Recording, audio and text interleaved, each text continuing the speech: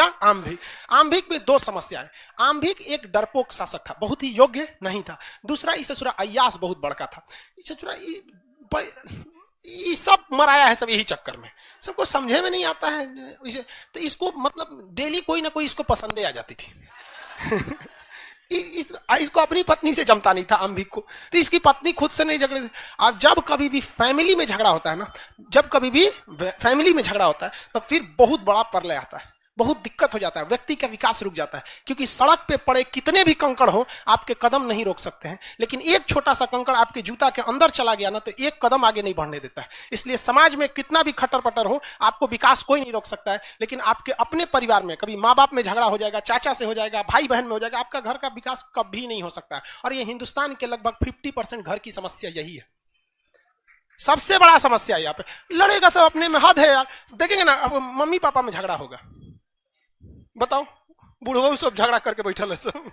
अरे तरीका बुढ़ा गए लोग यार, अब झगड़ा का ये कर रहा है लोग। नहीं, उन लोग को समझ में आता अभी हम जवाने हैं। अब भाई इसमें गलत ऐसा कोई नहीं होगा जिसमें आप लोग में मम्मी पापा में झगड़ा नहीं होता हो, लेकिन किसी किसी में ईगो बना लेते हैं। यही हाल हो गया किसके साथ? तक्षशिला। तक्षशिला के राजा कौन थे? आम्भिक। तक्षशिला के राजा आम्भिक। इनका पत्नी से जमता था नहीं, तो पति पत्नी जो होते हैं उन्हें दाम्पत्य जीवन कहा जाता है। शुद्ध हिंदी में दंपत्ति मतलब क्या होता है? Husband wife. तो इनके दंपत्ति जीवन उतना अच्छा से नहीं था। जबकि सिकंदर की पत्नी रेक्सोना बहुत सुंदर भी थी और मतलब दोनों में जमता भी था, दूरदर्शी विचारधारा की थी वो। अब इसका फायदा उठा लिया कौन? सिकंदर, और तक्षशिला पर आक्रमण कर दिया। तक्षशिला पर जब आक्रमण किया तो तक्षशिला पर आक्रमण के डर के मारे आम्भिक सिकंदर की अधीनता स्वीकार कर लिया, और ये भारत की जमीन पर उस समय अखंड भारत की धरती पर सिकंदर की पहली जीत हो गई।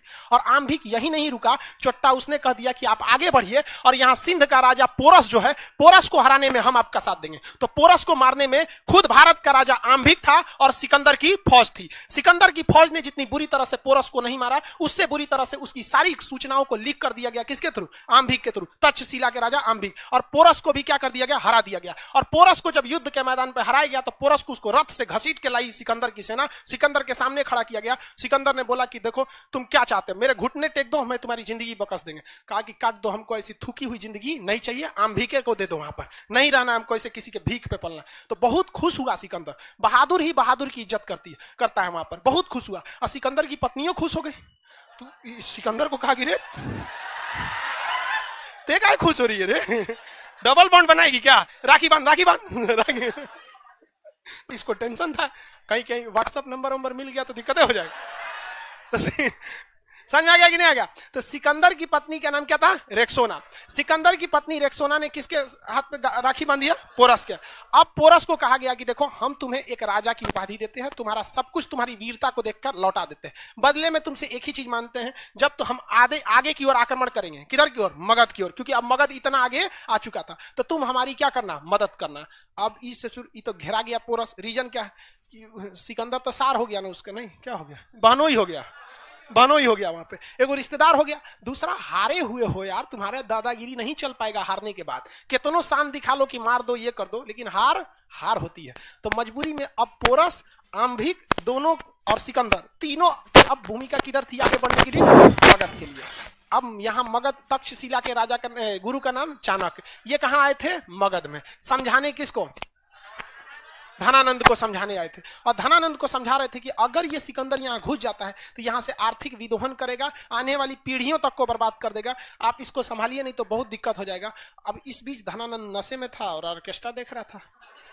कहता कि रे ये कहाँ का आया है ब्राह्मण? धनानंद इनको चाणक्य को उनका चोटी पकड़ के फेंकवा दिया बाहर। सोचो चोटियां नोच के फेंकवा दिया, और नोचा तब खुल गया, बांधते थे लोग ना चोटी, उस खुल गया वहां पे। अब धनानंद के सामने इनका गुस्सा 7वें आसमान पर था चाणक्य का, और चाणक्य ने वही कसम खाया था कि तुमने मेरी शिखा खोली है, इसको तब तक नहीं बांधेंगे जब तक तुमको इस धरती से ना उजाड़ देते हैं यहाँ पर। और वहां से धनानंद चले आए वापस, सॉरी धनानंद करे चाणक्य, और चाणक्य यहाँ आए कहां पर? अपने तक्षशिला में, और अपने सबसे प्रिय शिष्य जिनका नाम था चंद्रगुप्त, सबसे प्रिय शिष्य का नाम था चंद्रगुप्त को कहा कि देखो ये चोट्टा अपने मदिरा पान में लगा हुआ है, इसकी बर्बादी करना तो फिक्स है, छोड़ेंगे नहीं इस साले को, हमारा बाल नोच दिया, बेइज्जती कर दिया यहाँ पे। समझा गया? चाणक्य ने अभी पहला काम हमारा क्या है? सिकंदर। इसलिए दिमाग से उतर जाओ और हकीकत देखिए चाणक्य की।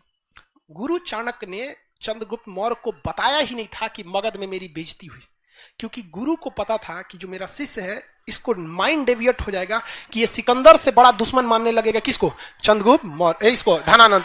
इसलिए चंद्रगुप्त मौर्य को बताया नहीं, कहा कि यहां से ये लोग नहीं लड़ पाएंगे, ये कमजोर हैं, और तुम किससे लड़ो, सिकंदर से लड़ो। तो कहा कि महाराज हम ना राजा है ना कुछ है, हम चाचा वो अकेले 3-3 को राजा, हम लड़ेंगे कहां से। तो वहां काम आया अंधविश्वास। अंधविश्वास इतना भयानक चीज होता है कि किसी को डरा के रख देता है। गुरु चाणक्य और चंद्रगुप्त ये सिकंदर की सेना में